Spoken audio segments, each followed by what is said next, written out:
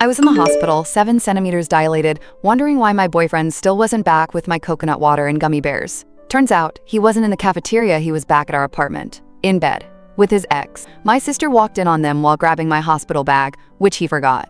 When I confronted him, sweaty, in pain, about to push a whole human out of my body, he looked me in the eyes and said, "You're just emotional right now. I gave birth without him. Now he's begging for custody." I still don't know why I trusted Jackson, like really trusted him. I'd seen the red flags, how he always flipped the blame, how he kept his phone on Do Not Disturb after 9 p.m., how he once said, technically, kissing isn't cheating if it's just a dare. I should have run then, but when I found out I was pregnant, everything shifted. He cried when I told him, said, "I'm gonna be a dad? Are you serious?" And then hugged me, like I'd just given him a second chance at life. He moved in 2 weeks later, brought his old guitar, his video games, his laundry hamper full of mismatched socks, said he wanted to be all in. At the time, it felt like love. Like finally, I wasn't the only one showing up. But if I'm being honest, he started showing out instead. More nights out with the guys, fewer nights rubbing my feet, or helping me install the damn car seat. And every time I brought it up, he'd say something like, "You're always mad at me lately." Pregnancy hormones are wild. That line should be illegal. Still, I held on to the fantasy, the one where we'd raise this baby together and he'd grow into the man I needed. The fantasy where we'd be a family. Because when you're 8 months pregnant and staring down the barrel of motherhood, you want to believe in something, even if it's a lie. They tell you to pack your hospital bag by 36 weeks. But of course, I waited.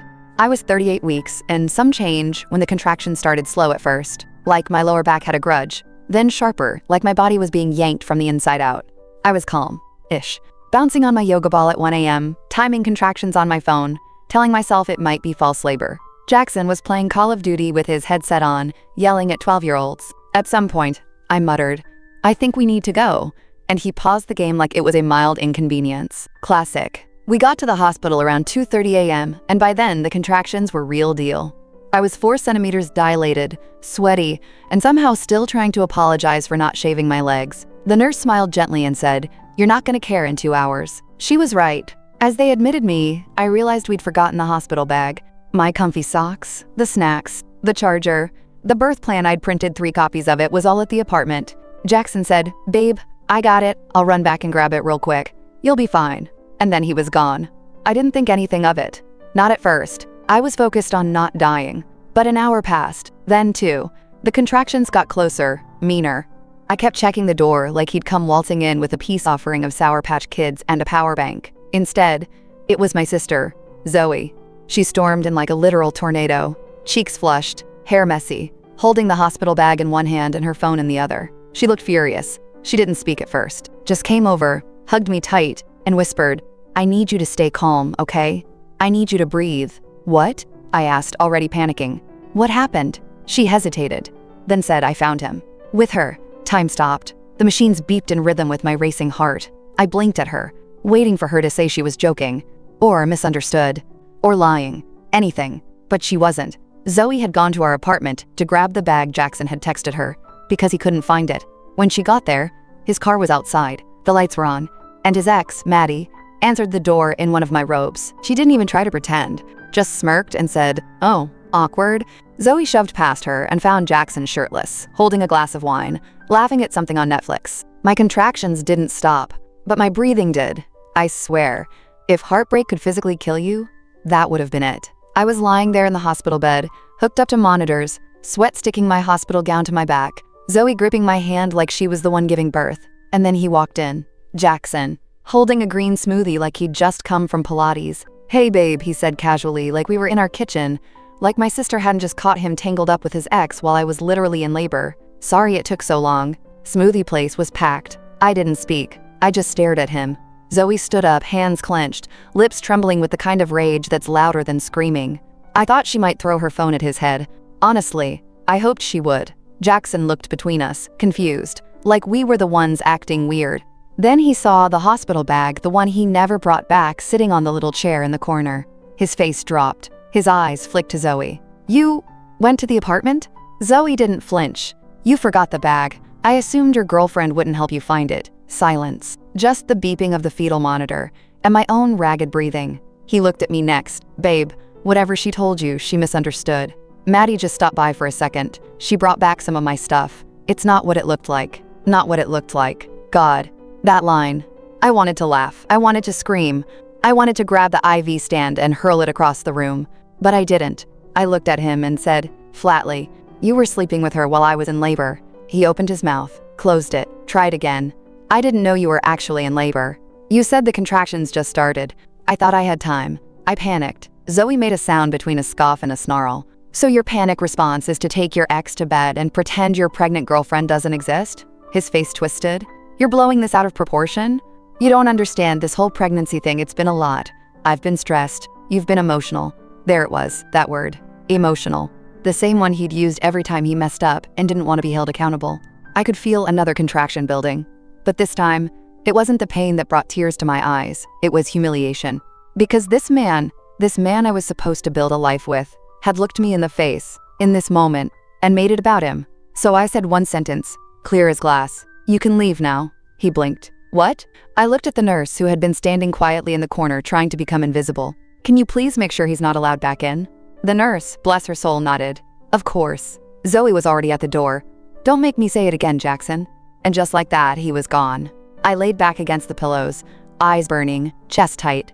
My entire life had just detonated, but one thing was clear. I was going to have this baby without him, and somehow, that thought made me feel safer. The minute the door closed behind Jackson, something inside me shifted.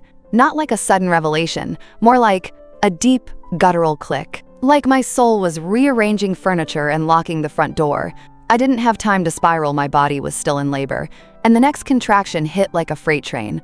Zoe squeezed my hand again, wiping away a tear from her cheek like she was the one about to push a human out. "You've got this," she whispered. "He doesn't deserve to witness this moment anyway." And she was right. He didn't deserve to see me in my most powerful state. He didn't deserve to hear our baby's first cry, or cut the cord, or hold her like he hadn't just shattered my entire world. That honor didn't belong to him anymore. The next few hours were a blur of breathing, pain, nurses adjusting monitors, and Zoe feeding me ice chips while whispering things like, "Remember who you are, and you're stronger than any man who ever tried to dim your light." She was my anchor in a storm I didn't even know I was capable of surviving. At 8:42 p.m., I brought a baby girl into the world. 6 pounds, 13 ounces. A head full of dark hair, the loudest, most beautiful scream I'd ever heard. I held her to my chest, skin to skin, tears spilling over, whispering, "I've got you. It's just us now, baby. We're gonna be okay." Zoe was filming from the corner, sobbing openly now. "She's perfect," she choked out. "She looks just like you." The doctor asked about a name for the birth certificate, and I didn't hesitate. "Her name is Ruby. No hyphenated last name. Just mine." It felt symbolic, powerful, like drawing a line in the sand. I was no longer building a life around a man who saw me as disposable. I was building one around this tiny, pink-fisted miracle sleeping on my chest. 2 hours later, after Ruby was all cleaned up and wrapped in a warm blanket, the nurse handed me a small packet. "Your partner left this," she said softly. He dropped it off at the front desk and didn't ask to come up. Inside the envelope was a handwritten note, sloppy, unsealed, folded unevenly like he'd written it in the car. It read, "I panicked. I made a mistake. I still want to be in her life. Please don't shut me out. I'll do whatever it takes. Jay." I crumpled it without a second thought, because this wasn't about him anymore. This was about me and Ruby. I'd been home from the hospital for 3 days. 3 days of barely sleeping, smelling like lanolin and baby powder, living in oversized sweatpants and nursing bras. But despite the exhaustion, there was a strange peace in the chaos, like I'd finally stopped waiting for someone to save me and realized I didn't need saving. Ruby was all I needed. Then, the call came. It was late, maybe 9 p.m. I had just gotten Ruby to sleep in her bassinet after the 5th feeding of the night. My phone lit up with a contact I hadn't expected. Diane Jackson's mom. I hesitated. My gut said, let it go to voicemail. But curiosity and a little fire in my chest made me swipe right. "Hello?" I said, voice low, half worried Ruby would wake up. There was silence for a second. Then, "Sweetheart, I just found out. And I'm so sorry." Diane was crying. Not sniffling, sobbing. The kind of crying you do when someone you love disappoints you so deeply it feels like mourning. Apparently, Jackson had told her nothing. Just said, "The baby came," and left it at that. No pictures, no details, no visits. So she called Zoe, thinking something might be wrong. Zoe, being the ride or die she is, gave her the entire truth. Every ugly detail. From the hospital to the robe to your emotional comment. All of it. Diane was livid. At him. At herself. At the fact that she had unknowingly raised a man who would cheat on the mother of his child while she was in labor. "I can't believe him," she said through tears. "This is not how I raised my son. I don't even know who he is right now. I didn't say much. I just listened, heart weirdly heavy. Diane had always been kind to me. Brought pie to our apartment, texted me baby name ideas, told me I was good for Jackson. And now here she was, apologizing for his failures. "I'd like to come meet my granddaughter," she said softly, almost nervously. "If that's okay with you."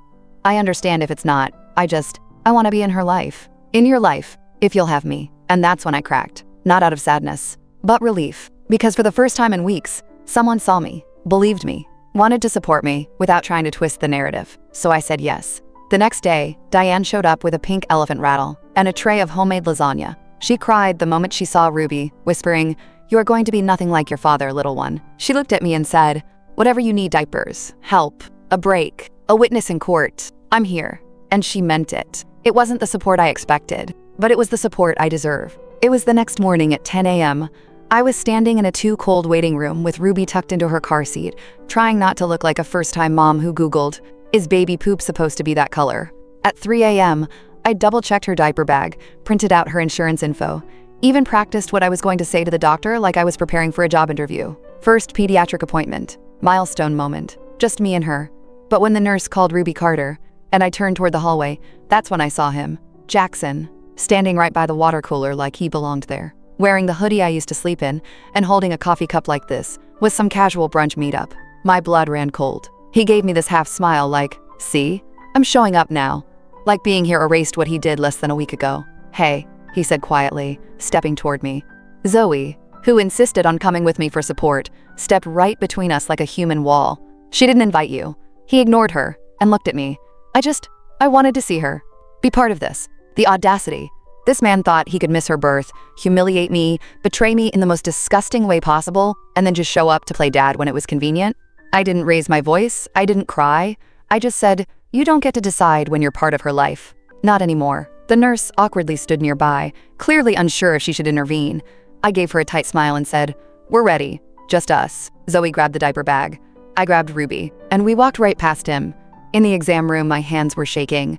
I was furious not just at him, but at myself. Furious that even after everything, part of me still wanted him to be better, to do the right thing, to be the man I thought I'd chosen to raise a child with. But he wasn't, and he never had been.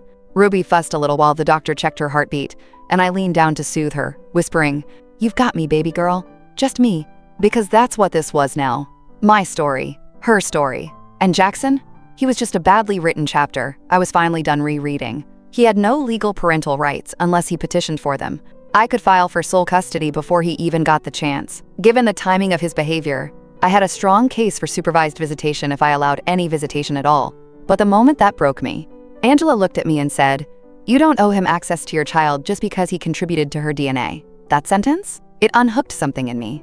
Because for months, I'd been carrying guilt. Guilt for potentially raising Ruby without a father. Guilt for being the one to break up the family. Guilt for not trying harder. But I realized I wasn't breaking our family. I was protecting it from someone who had already chosen himself over us. So I signed the paperwork, filed for full legal and physical custody. No automatic visitation, no birth certificate rights unless he fought for it. And if he did, I had every receipt. I knew it wouldn't take long for Jackson to find out. What I didn't expect was the way he found out. 2 days after I filed for custody, I got a DM on Instagram from a burner account. No name, just a single message. "Thought we were building a life together. Now you're making legal decisions without me?" I stared at it for a full minute before realizing it was him. Classic Jackson moved too cowardly to confront me directly, but petty enough to try and guilt-trip me anonymously like I wouldn't recognize the emotional manipulation immediately. I didn't respond. But he didn't stop. First, he showed up at my mom's house. She wasn't home, thank God. Left some sad little handwritten letter folded under the doormat like, this was a Nicholas Sparks movie and not real life with a newborn and legal documents. Then he texted Zoe, told her I was poisoning Ruby against him and he just wanted to be a father. Zoe, legend that she is, told him, "You had your chance. You spent it in someone else's bed." And then came the public apology post. Yep, he went full TikTok redemption arc, recorded a black and white video of himself holding Ruby's ultrasound photo, music playing softly in the background, fake tears in his eyes as he whispered things like, "I lost the best thing that ever happened to me. I made mistakes. I'm ready to be a man now." The comments were vomit-inducing. "Bro, everyone deserves a second chance. You're so brave for admitting it. Fight for your family, king." Not one mention of the fact that he cheated on his partner while she was in labor. Not one. It took everything in me not to blow up his comments with the full story. But Angela the lawyer warned me. Let him spin his narrative. It only makes yours stronger. Screenshots speak louder than rage, so I documented it. Every post, every message, every attempted guilt trip. And I kept it moving. Because while Jackson was busy trying to crowdsource redemption, I was learning how to swaddle a squirmy baby. I was healing. I was bonding with Ruby over late-night lullabies and early morning diaper changes. And one night, while feeding her at 3 a.m., I realized something. I didn't miss him. I missed who I thought he was. But that person never existed. When the envelope came, I knew. Thick, cream-colored, legal print across the top. Petition for establishment of paternal rights. My hands were shaking so badly I almost dropped Ruby's bottle. Jackson had filed for joint custody. After all the lies. After the betrayal. After missing the birth because he was busy with another woman in my bathrobe, he wanted to co-parent like nothing happened. But that wasn't even the worst part. Inside the paperwork, he'd attached a declaration, his version of our relationship, written out like a script he thought would win him sympathy points in court. And y'all, I didn't know whether to laugh or scream. The respondent has demonstrated emotionally erratic behavior since the child's birth, and may not be capable of providing a stable environment long-term. I have repeatedly offered support and been denied access out of spite, despite my efforts to remain involved. I am concerned that my daughter will grow up with a biased and incomplete understanding of her father, unless I am allowed to maintain equal involvement in her life. He used phrases like co-parenting goals and father's rights, like he was applying for a PTA position, not trying to win back a child he couldn't even bother to meet in the delivery room. And emotionally erratic. Sir, I was in labor. Angela, my lawyer, read the documents and calmly said, "It's a scare tactic. He's playing the victim because that's all he knows how to do." I wanted to scream, cry, burn something. But instead, I did the most powerful thing I could. I started building my case. Screenshots of his texts, check. His TikTok apology, archived. Witness statements from Zoe, Diane, yes, his own mother, and the nurse who removed him from the hospital room, all lined up. And those social media messages he posted after the filing, painting himself as a broken man kept from his child. Angela said, gold, absolute gold. Because here's the thing, Jackson thought this was a game. He thought custody was about control. He didn't care about Ruby, not really. He cared about being perceived as the kind of man who deserved her. But I had a different priority. Ruby's safety, Ruby's peace, Ruby's truth, and I was ready to fight for it. I wasn't prepared for the curveball. I walked into the mediation room in my best thrifted blazer, my stomach doing Olympic-level flips, clutching a folder of receipts and photos and emotional fortitude. Angela sat beside me, calm as always, like she'd weathered 100 storms like this. Across the table sat Jackson, hair slicked back, new watch, like dressing up could cover the fact that he abandoned me mid-contraction to crawl back into bed with his ex. He avoided my eyes at first, then gave me that performative sad smile the one men use when they're trying to look wounded in front of a judge. But there was no judge today. Just a court-appointed mediator named Terry, who looked like she drank black coffee for fun and had absolutely no time for games. "Let's begin," she said. We started with basic facts. Custody status me, birth certificate only my name, visitation offers none yet, and communication attempts his burner DMs, his TikToks, his sad boy letters. Every time Terry asked him a direct question, he did that thing pausing for dramatic effect, sighing like he carried the weight of the world, when all he really carried was shame and a designer hoodie. Then Terry leaned in and asked him, "Why weren't you present at your daughter's birth?" Silence. He blinked, glanced at me, then down at the table. "I messed up," he said softly. I wasn't in a good place mentally. I didn't think it was really happening that night. Classic Jackson. Vague, slippery, guilt adjacent. But Terry pressed. "That doesn't answer the question. Where were you, Mr. Harper?" And that's when it happened. He cracked. "I was with Maddie," he muttered. "My ex." Terry raised an eyebrow. "During labor?" He nodded. Then, almost in a whisper, "I didn't know if the baby was mine." The air sucked out of the room. My ears started ringing. I looked at him, jaw locked, hands shaking but not with sadness, with rage. This man who kissed my belly, painted the nursery, built an entire lie of a future with me, was now claiming he wasn't sure the baby was his? Angela cleared her throat. "Let the record show that no such paternity concern was ever mentioned prior to this moment." Terry nodded slowly. "Noted."